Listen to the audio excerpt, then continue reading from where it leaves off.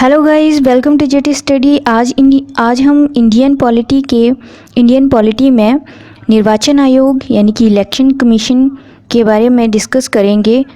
पूरा डिटेल में इसके बारे में स्टडी करेंगे और बाद में लास्ट में very important question and answer करेंगे जो आगामी प्रतियोगिता परीक्षा के लिए बहुत ही महत्वपूर्ण होंगे। तो चलो ज़्यादा देर ना करते हुए वीडियो को शुरू करते हैं।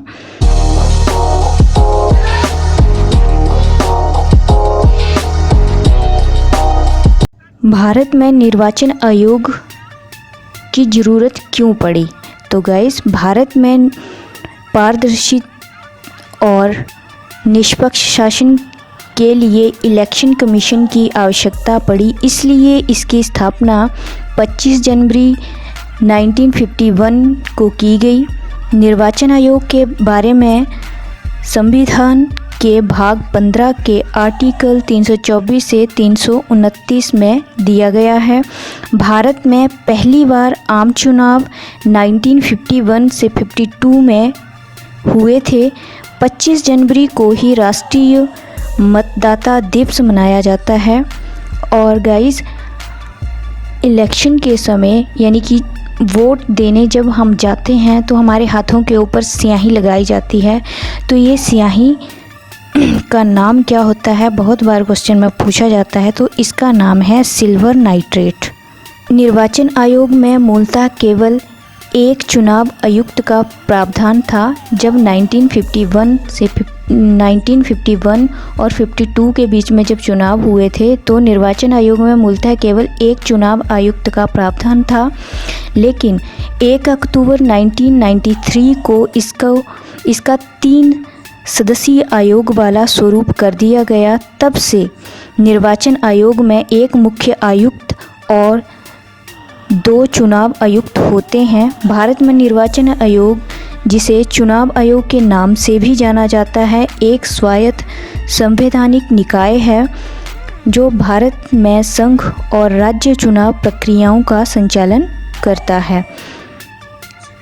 चीफ इलेक्शन कमिश्नर की नियुक्ति कौन करते हैं? तो चीफ इलेक्शन कमिश्नर की नियुक्ति राष्ट्रपति के द्वारा की जाती है। मुख्य निर्वाचन आयुक्त का कार्यकाल 6 वर्ष या फिर 65 वर्ष की आयु तक होता है। इलेक्शन कमिश्नर की सैलरी सुप्रीम कोर्ट के न्यायाधीश के बराबर होती है और ये भारत के संचित निधि से सैलरी प्राप्त करता है। इलेक्शन कमिश्नर की शब्द का भारत के संविधान की अनुसूची 3 में बताया गया है। अब है कि चुनाव आयोग के कार्य क्या हैं, चुनाव आयोग करता क्या है? तो चुनाव आयोग राष्ट्रपति, उपराष्ट्रपति का चुनाव करवाना, लोकसभा, राज्यसभा, विधानसभा, विधान परिषद सदस्यों की चुनाव करवाना, चुनाव की डेट निकालना, चुनावी खर्च की निगरानी रखना, आचार संहिता लगाना, पालन करना, निष्पक्ष देशी चुनाव करवाना, मतदाता पहचान पत्र तैयार करना और चुनाव चिन्ह का आवंटन करना, ये सभी कार्य निर्वाचन आयोग करता है। पहले इलेक्शन कमिश्नर कौन थे? तो सुकुमार सेन थे भारत के पहले इलेक्शन कमिश्नर और वर्तमान में 23वें नंबर पर chief election commissioner Sunil Arora हैं। इलेक्शन कमिश्नर जो 2 रखे जाते हैं उनमें अशोक लवासा और सुनील चंद्रा चुनाव आयुक्त के पद पर कार्यरत हैं। देश की एकमात्र महिला चीफ इलेक्शन कमिश्नर रह चुकी हैं, वो है VS रमा देवी। पहले मतदान करने की अनिवार्य आयु जो थी वो 21 वर्ष थी। जब 1951 और 52 के बीच में जब चुनाव हुए थे तो मतदान करने की आयु 21 वर्ष थी और 61वें संविधान संशोधन अधिनियम 1988 के द्वारा 21 से घटाकर 18 वर्ष कर दी गई थी और 1989 में इसे लागू कर दिया गया था। अब है कि EVM क्या है? तो कई बार EVM की फुल फॉर्म पूछ ली जाती है, इलेक्ट्रॉनिक वोटिंग मशीन। तो EVM का यूज करने वाला पहला राज्य केरल था। 1982 में यूज किया गया था इसका केरल में। 1998 में एमपी के 5 राज्यों में इसका प्रयोग किया गया था, राजस्थान के भी 5 और दिल्ली के 6 विधानसभा में चुनाव हुआ था। संपूर्ण चुनाव ईवीएम से कराने वाला पहला राज्य गोवा है, जो 1999 में यानी कि 1999 में किया गया था। अब है फर्स्ट क्वेश्चन, भारतीय संविधान के किस अनुच्छेद में निर्वाचन आयोग का वर्णन है? तो अनुच्छेद 324 में है। ऑप्शन बी, भारत में निर्वाचन सूची तैयार करने की जिम्मेदारी किसकी है? तो निर्वाचन सूची तैयार करने की जिम्मेदारी है निर्वाचन आयोग की। ऑप्शन ए, निर्वाचन आयोग का चेयरमैन कौन होता है? तो निर्वाचन आयोग का चेयरमैन होता है मुख्य निर्वाचन आयुक्त, यानी कि ऑप्शन डी। भारत में प्रथम आम चुनाव किस वर्ष किए गए थे? तो आम चुनाव किए गए थे 1951 से 52 में, यानी कि ऑप्शन बी सही आंसर है। भारत में मुख्य निर्वाचन आयुक्त की नियुक्ति कौन करता है? तो राष्ट्रपति करते हैं। ऑप्शन सी, पार्लियामेंट के द्वारा दिसंबर 1989 में निर्वाचित कानून के अनुसार एक नागरिक के वयस्क होने की कानूनी आयु है, तो ये है 18 वर्ष। ऑप्शन डी, भारत का प्रथम चुनाव आयुक्त कौन थे? तो ये थे सुकुमार सेन। ऑप्शन डी, भारत में मतदान की आयु सीमा को 21 से घटाकर 18 वर्ष किस वर्ष किया गया था? तो ये किया गया था 1989 में। ऑप्शन बी सही आंसर है। भारत में निर्वाचन आयुक्त की सेवा शर्त तथा कार्यकाल निश्चित करता है कौन करता है? तो संविधान करता है। ऑप्शन ए सही आंसर है। ईवीएम का प्रयोग भारतीय चुनाव में सबसे पहले कब हुआ? तो 1999 में हुआ था। निम्नलिखित में से कौन सा काम निर्वाचन आयोग का नहीं है? तो चुनाव के लिए उम्मीदवारों का चयन करना, ये चुनाव आयोग का कार्य नहीं है। भारत का मुख्य निर्वाचन आयुक्त अपना पद धारण करता है, कब करता है?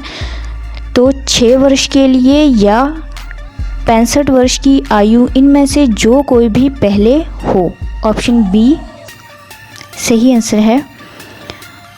उपचुनाव करवाया जाता है, उपचुनाव कभी भी करवाया जा सकता है। ऑप्शन डी, भारत में विभिन्न राजनीतिक दलों को राष्ट्रीय या क्षेत्रीय दल का दर्जा देने का अधिकार किसको है? तो चुनाव आयोग को है।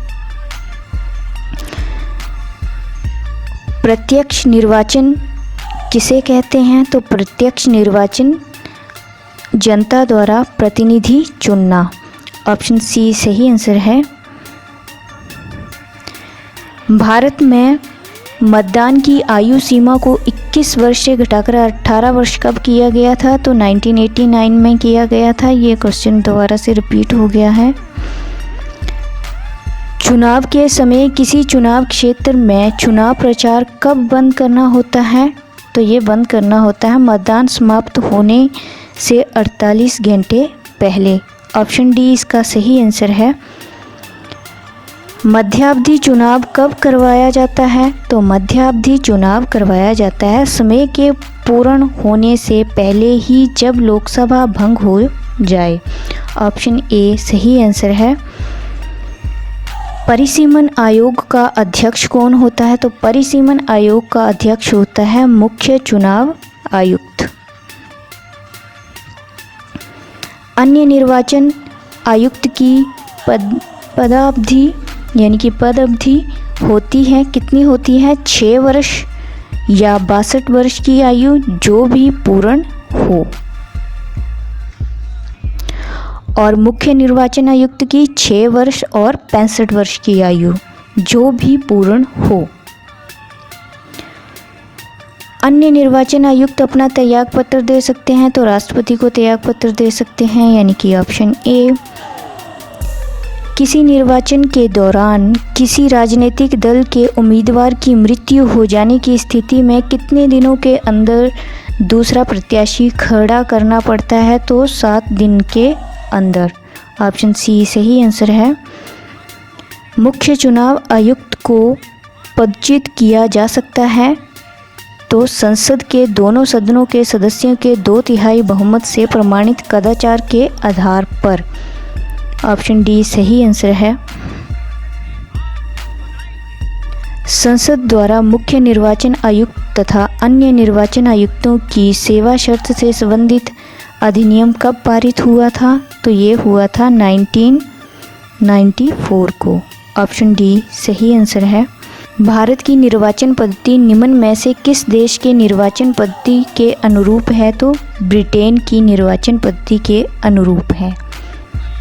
गाइस, अगर आपको मेरी ये वीडियो अच्छी लगी तो प्लीज़ इसे लाइक, शेयर एंड सब्सक्राइब करना ना भूलें और अगली वीडियो की नोटिफिकेशन के लिए बेल आइकन को दबाना ना भूलें। Thank you guys.